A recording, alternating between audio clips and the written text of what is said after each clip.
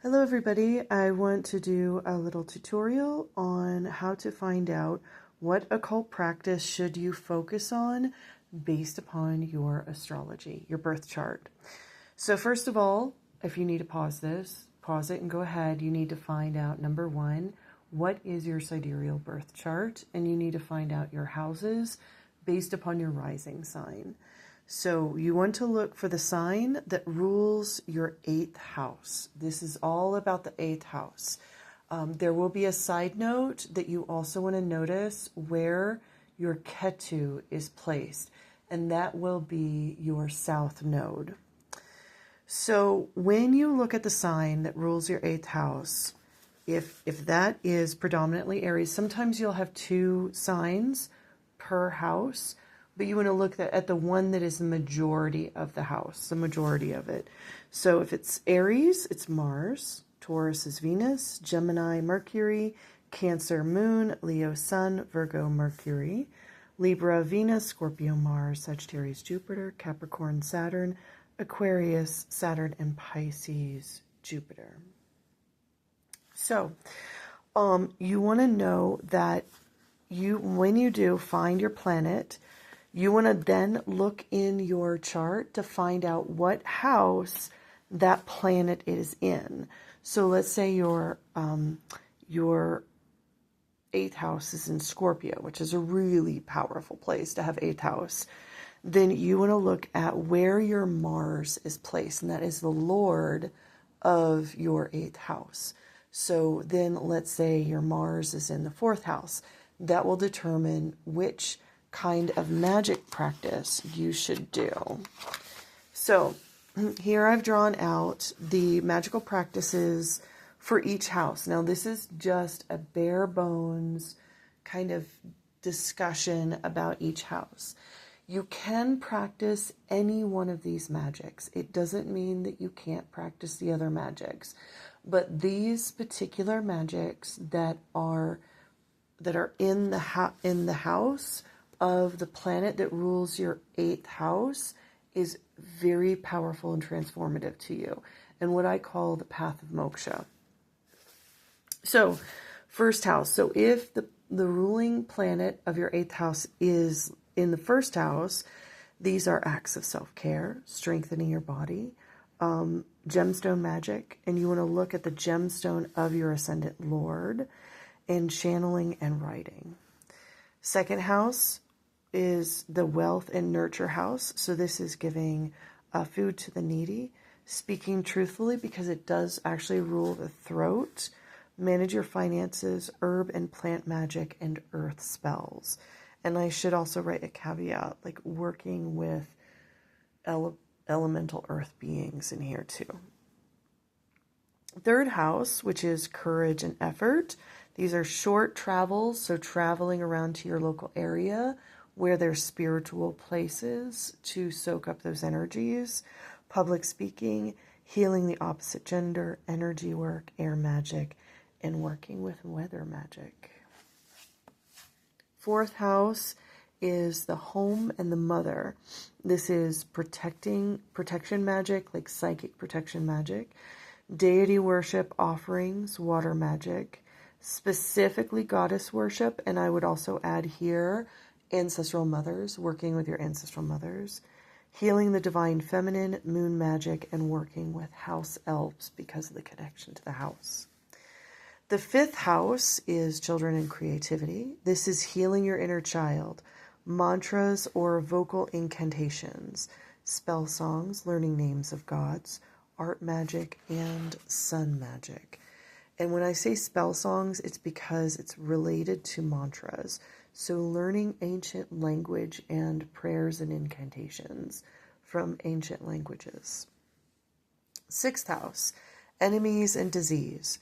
So things like Buddhist prayers for peace magic, healing magic like Reiki or massage, yoga and Ayurvedic magic, charity to overcome debt, working with earth spirits, and builders such as the dwarves.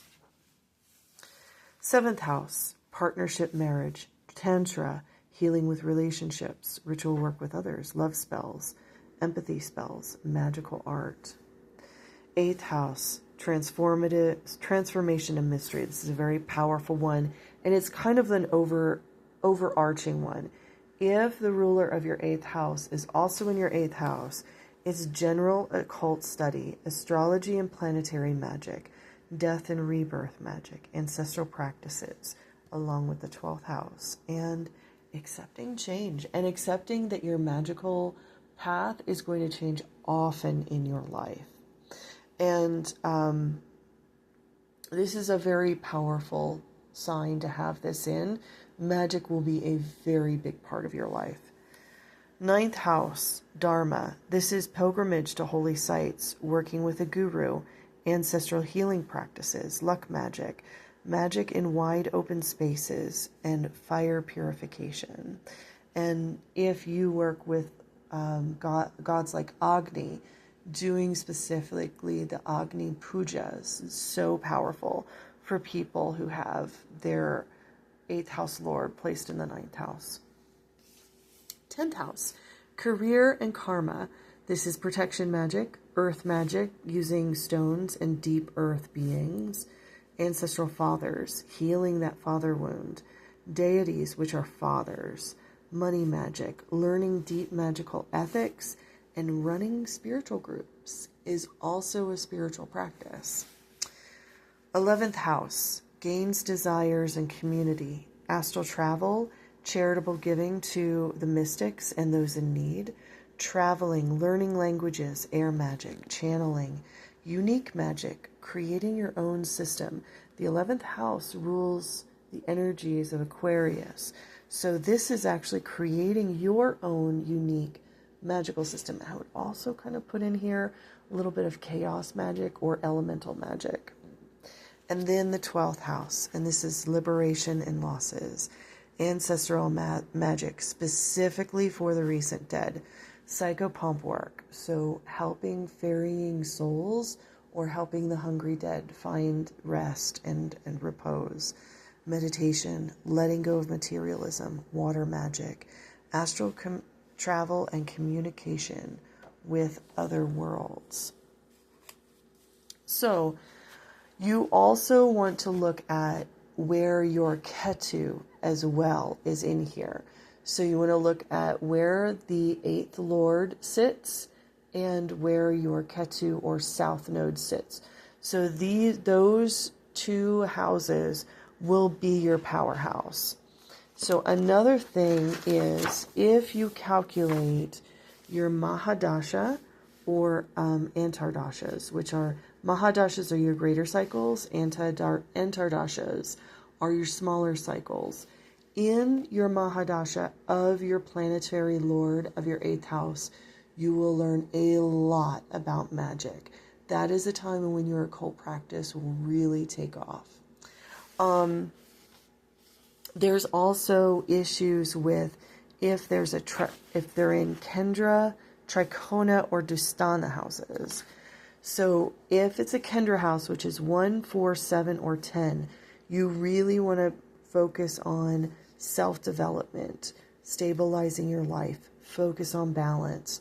This is self-centered magic of self-development and self-boosting.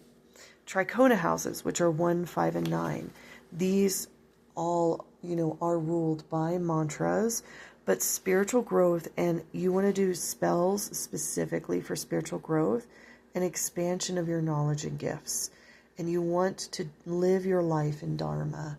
That is, you live your life based upon your soul's calling. You don't listen necessarily to a teacher. You can, a good teacher will help you return back to your own soul, but ultimately your higher self is guiding that sort of process.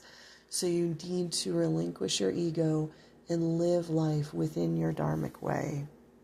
And Dusthana houses, which is 6, 8, and 12, these are really like helping others. Like your magic is here to help others. Like you're doing energy work to help people heal, or you're maybe reading tarot cards or divination to help people find clarity. You're helping the community with magic. And you're also using your spells to recover when you are in the process of transformation. The 6, 8, and 12 houses are also, your occult has some connection to karma. That means that in your past life, you might have used magic in a bad way. In this lifetime, you need to use your magic for the good of people. That means do not do any curses. I'm not saying you don't do protection magic to protect yourself, but you don't do active magic practices to hurt or harm any other people, because that will only get you deeper into your water, into some deep, troubling waters. But you want to just think of kind of like the rule of 3, what you do comes back to you, not necessarily in the same force, but it does, and so you really want to be careful if your 8th house lord is in the 6th, 8th, or 12th. You really want to pay attention to living a very ethical, magical life.